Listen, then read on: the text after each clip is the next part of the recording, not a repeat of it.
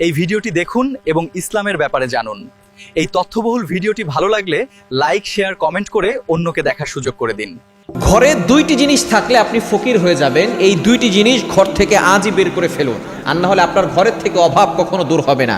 আপনার ঘর থেকে দেখবেন কখনোই অভাব দূরে সরে যাবে না। যদি আপনি আপনার ঘরের ভিতরে বরকত পেতে চান এবং অভাব দূর করতে চান, এই দুইটি জিনিস ঘর থেকে বের করে ফেলুন। নবীজি সাল্লাল্লাহু আলাইহি ওয়াসাল্লাম নিজে বলে দিয়েছেন, বুখারী শরীফের 5525 নম্বর হাদিস।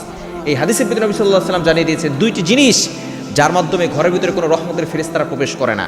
এক নাম্বার, নবীজি সাল্লাল্লাহু আলাইহি ওয়াসাল্লাম জানিয়ে দিয়েছেন, লা তাদখুলুল মালাইকাতু বাইতান ফীহি কালবুন ওয়ালা সূরা। এক নাম্বার, যে ঘরের ভিতরে কুকুর থাকে ওই ঘরের ভিতর থেকে কখনো অভাব দূর হয় না। নবীজি সাল্লাল্লাহু আলাইহি ওয়াসাল্লাম জানিয়ে দিয়েছেন, যে ঘরের ভিতরে কুকুর থাকে ওই ঘরের ভিতরে রহমতের ফেরেশতারা প্রবেশ করে না, আর যেই ঘরের ভিতরে রহমতের ফেরেশতারা থাকে না ওই ঘরের ভিতরে শয়তান প্রবেশ করে এবং শয়তান ওই ঘরের ভিতরে অভাব নিয়ে আসে, সকল ধরনের অশান্তি দূর করে ফেলে।